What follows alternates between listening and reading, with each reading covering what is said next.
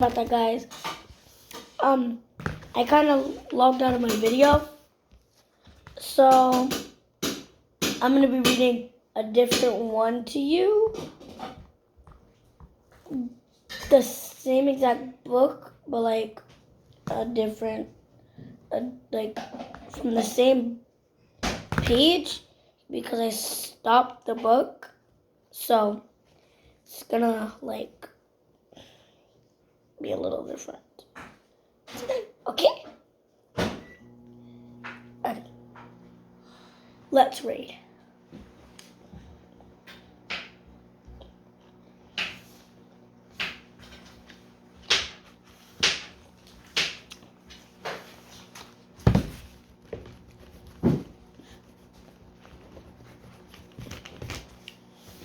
Okay.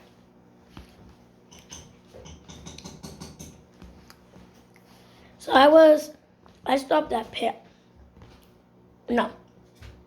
I'm at the penguins did. The penguins did, said Mrs. Popper.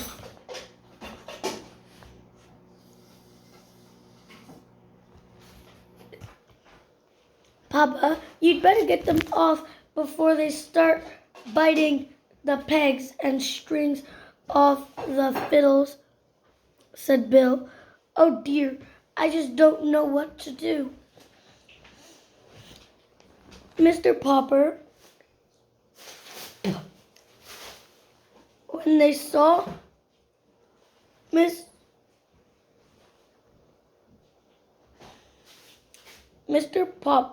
said Mr. Popper, sitting down hopelessly on the top step.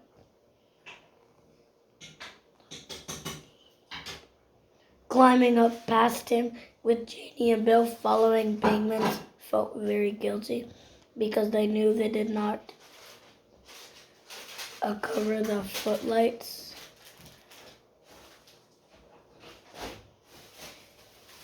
He hid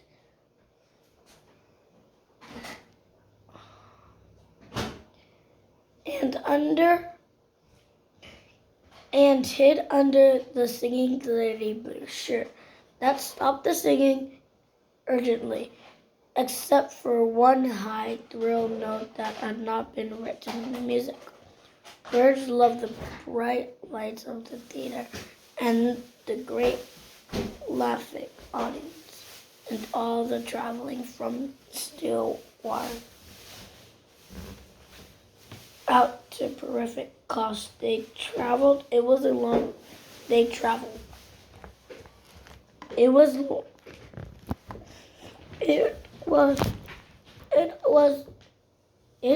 a long way now to the little house at 432 Proudfoot Avenue, where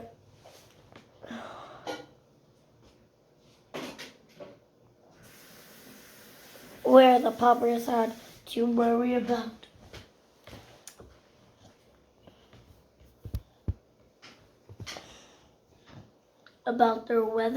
their money would held out until spring. Hi guys, we're gonna stop right here, and I'm gonna show you a little hint for my birthday. I'm gonna tell you a little and show you a little hint from my birthday.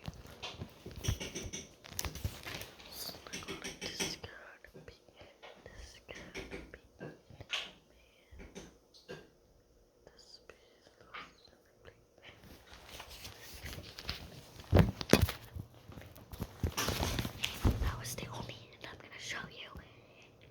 If your friends haven't watched it, go tell them to. Don't tell them the surprise. Okay? Don't come if you're not invited though. Are you reading? Yeah. Yeah.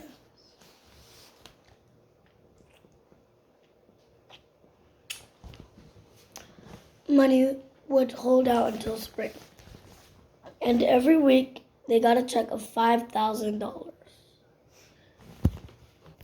When they are not actually playing in some theater or traveling on trains between cities, Their life was spent in a larger hotel. Now and then a startled hotel keeper would object having the birds register there. Why? Why? We didn't even allow lap dogs in this hotel, he would say. Yes, but do you have any rule against penguins? Said Mr. Popper would ask. No, the housekeeper would have went to admit there was no rule at all about penguins. And of course, while he saw how neat the penguins were and how other guests came into the hotel and hoping to see them, he was very glad to have them. You might think that a large hotel would offer a great many accommodations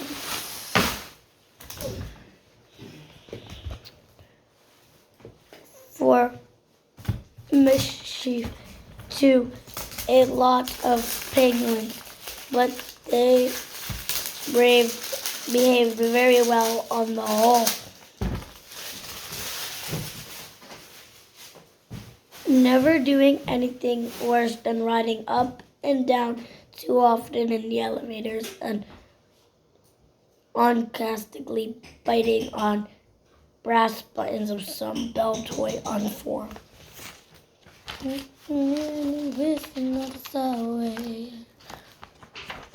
We have 2 more long pages and 1 short one. Get it done, divers. Let me see, what do you think over this? And let you forget. Time for a speech about penguins. Do you know penguins actually are only allowed to have 2 babies at one time? This book is not real, because it said 10, but penguins are actually only allowed to have 2 babies at once. Back to you, Ivory. Thanks. Let's finish reading. $5,000 a week may sound like a great deal of money, and yet the Poppers were far from rich. Nuh-uh.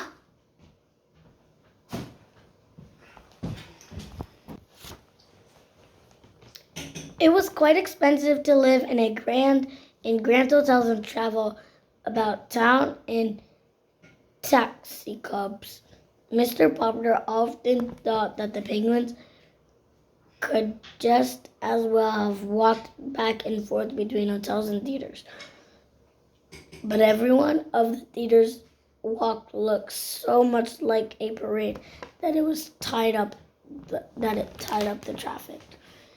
So Mr. Popper, who never liked to be a nuisance to anyone, always took taxis instead.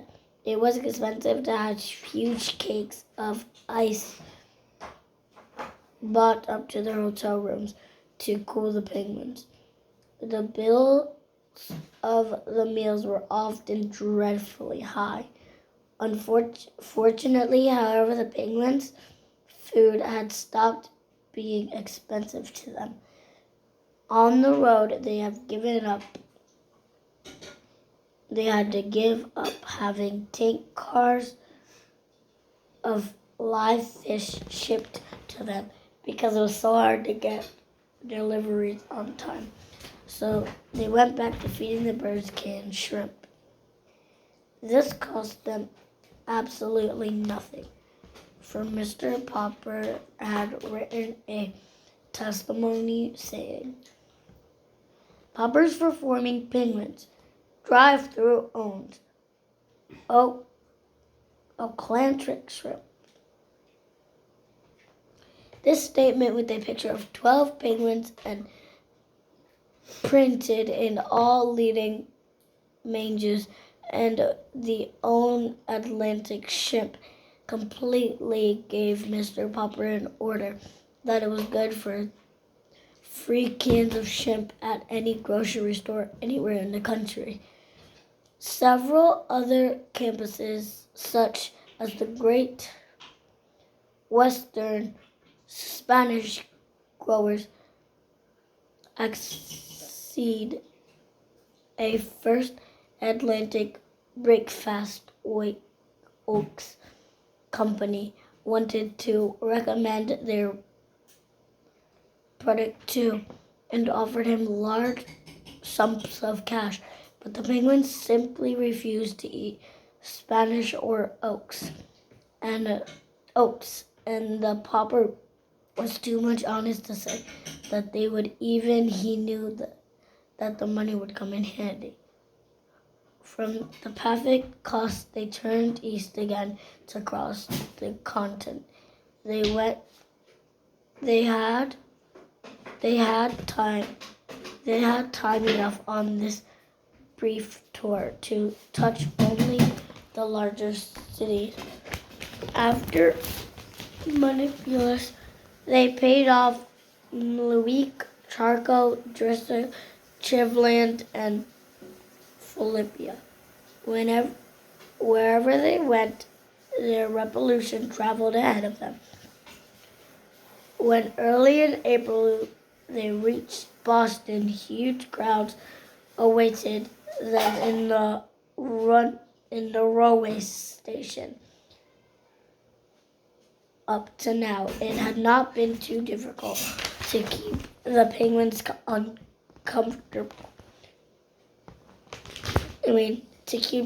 comfortable. But a warm spring wind was blowing across the Boston cabin. In the hotel, Mr. Popper had to have the ice brought to his room and thousands of pounds of cakes. He was glad that the 10 weeks contract was almost up, and that next week then his birds were to appear in New York. As the last already German, Greenbaum was writing about a new contract. Mr. Popper was beginning to think, however, that he had been better getting back to Stillwater, for the Penguins were growing terrible.